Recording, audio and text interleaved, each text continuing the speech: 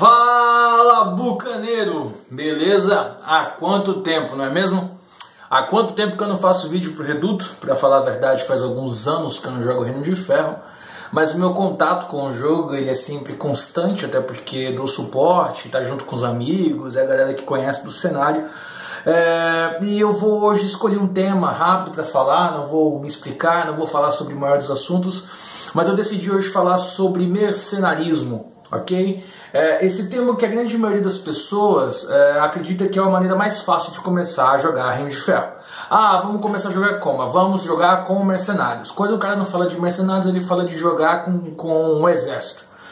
E na cabeça de algumas pessoas, na maneira rudimentar, principalmente dos jogadores acostumados com fantasia medieval clássica, ele acredita que jogar com mercenários é o mesmo que jogar com um grupo de aventureiros de fantasia medieval que chega, recebe um dinheiro, mata, pilha, entra numa caverna, mata todo mundo, rouba o dinheiro e ainda é herói. E acredita que também jogar com grupos militares também é só ali, tipo um capitão que vai pra frente, um general que se envolve na guerra junto com você, e acredita que é só uma patifaria ali simples e motivo para dar porrada, sacou? E isso é um grande engano, absurdo e extremo engano. Eu não vou falar sobre parte militar agora, vou deixar para um próximo dia, mas vou falar primeiramente sobre mercenários.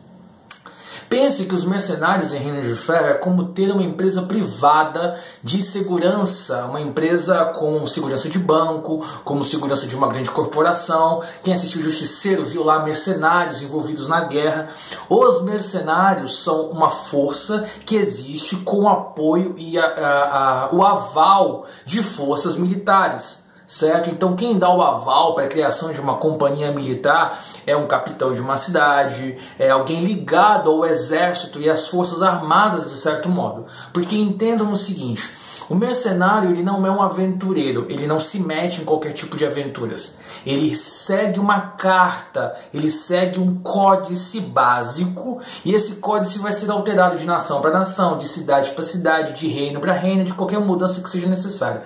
Mas, por exemplo, só para você ter uma noção, dentro de uma companhia mercenária existe um capitão, existe um tenente, existe um sargento, existem soldados. O capitão tem direito a te dar punições, a te dar voz de prisão, a te espancar se for preciso, né? Já que é uma época rudimentar e isso está envolvido. Você não tem direito de saque, você não pode trabalhar contra a sua nação, certo? Então esse lance, você vai matar lá e o que você pegar é seu. Isso não existe, mercenários não fazem isso, certo? Não está no conceito básico de Reino de Ferro. Então quando você vai pensar em um mercenário, jogar com mercenários de Reino de Ferro, já começa por aí. Ele foge desse primeiro foco de acreditar que vocês são um grupo de aventureiros envolvidos em todo tipo de missões. É claro que há uma grande liberdade, mercenários especializados em uma área, mercenários ligados à parte de zoologia, mercenários ligados a rapto, aí entra a parte do RPG de permitir isso. Mas mercenários não são aventureiros sem documentos, não é uma dança bagunçada. Existe sim uma documentação, o cenário de Reino de Ferro não se baseia mais numa era medieval, se você tem essa visão na sua cabeça você está bem enganada. Reino de Ferro já passou da Renascença, já passou da Revolução Francesa. Reino de Ferro está no final do século XIX, na virada para o século XX. Em algumas coisas de Reino de Ferro, ele já parece o início da Primeira Guerra Mundial, ele parece o fim da Guerra da Independência Americana. Então a gente já tem muita documentação, já tem burocracia, já tem direito, já tem corte, juízes e tudo mais. Então há muito espaço para essa briga dentro do jogo. A primeira aventura para o novo Reino de Ferro, todos afobados, você inicia tendo que conseguir o apoio de alguém para conseguir assinar a sua carta, que se não me engano é o tenente da cidade de Corvus. E, cara, você tem que meio que fazer o que ele manda, e no fim das contas você está fazendo um serviço legal para que ele autorize vocês a ser mercenários. Então essa parte do jogo ela te permite uma gama gigantesca de trabalho, porque pensa no seguinte, as pessoas que têm direito a assinar ou não assinar cai todo dentro do conceito de corrupção que a gente tem moderna, da política, quem é que vai fazer, quem é que não faz, o que você tem que fazer, tem que lamber botas, e te dá essa margem gigantesca para o trabalho. Então se você como grupo pretende começar a jogar com mercenarismo, aconselho ao mestre do jogo, ao grupo do jogo, dar uma estudada rápida sobre mercenários ao longo do mundo. certo? Entenda o que é mercenarismo, o que são os códigos de regimento. No livro você vai ter alguns exemplos do que se chama o regimento, que é a carta base, e após aquilo ali vocês podem discutir. Lembre-se que vocês vão ter um clima ligado a essa área militar, certo? De certo modo, vocês podem estar abaixo de militares dentro de uma região, vocês podem trabalhar para militares de outra região, quem são o seu contratante, e não ignore essa parte do jogo, porque é aí que diferencia jogar com mercenários e jogar com simples aventureiros de outros cenários de fantasia medieval. É aí que você tem a diferença. Qual é a burocracia que existe para pegar um serviço? Qual é a burocracia que existe para buscar os seus direitos? E se a pessoa fez um contrato com você, aquilo ali te colocou dentro de uma situação de enrascada, que fez com que você respondesse um crime, e ele tira o corpo da frente, você tem que se virar sozinho, pagando advogados para não ser preso e cumprir um crime militar. Então essa parte de Reino de Ferro é o que me encanta e é o que me motiva. Por quê? Eu tenho um cenário, eu tenho um clima que não é moderno, mas ele me permite pegar plots modernos e jogar dentro do jogo. Porque se a gente for fazer um jogo moderno hoje com mercenários modernos, fazendo parte de uma grande corporação, ao estilo Umbrella, que lida com bioterrorismo, independente disso, e dentro de uma ação secreta a gente cai na mão de um governo que não sabe da nossa existência, um processo meio de espiões e tem que responder dentro de justiça, você acha isso totalmente aceitável. Mas quando a gente faz isso dentro de fantasia medieval, baixa fantasia medieval, não cai bem. Agora, em Reino de Ferro, isso cai com perfeição. Então a dica que eu vou dar: quer começar o seu jogo começando com mercenários? Comece. A dica que eu dou: converse com os seus jogadores para que tipo de tom eles querem, porque o mercenário é assim como um grupo de aventureiros. A possibilidade é gigantesca.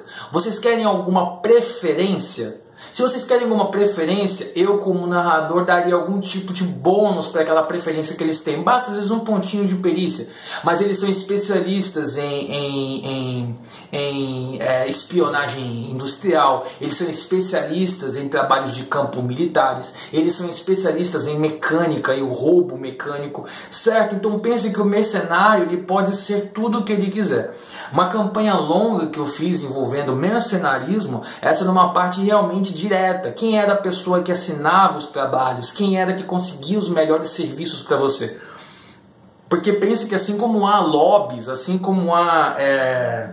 me faltou o nome agora quando você vai fazer uma obra pública e as pessoas precisam apresentar os seus orçamentos, o mesmo acontece com mercenários. E aí, como é que você vai fazer dentro do jogo? Você precisa pegar um serviço que vai te render a 3.000, 4.000 coroas, uma grana alta, mas quem está atrapalhando? Os interesses de quem estão envolvidos nesse processo? Como você pode tirá-los da jogada? Reino de Ferro é um jogo que tem mais de 10 perícias sociais. Isso é mais do que quase todos os jogos que são ditos aí como narrativos, como por exemplo Storyteller ou Storytelling. Ele tem muito mais perícias sociais. Então, desde de subornar, a intimidar, a seduzir, negociar, todas elas têm espaço dentro de um grande serviço militar. E um serviço militar, ele é muito mais do que a ação.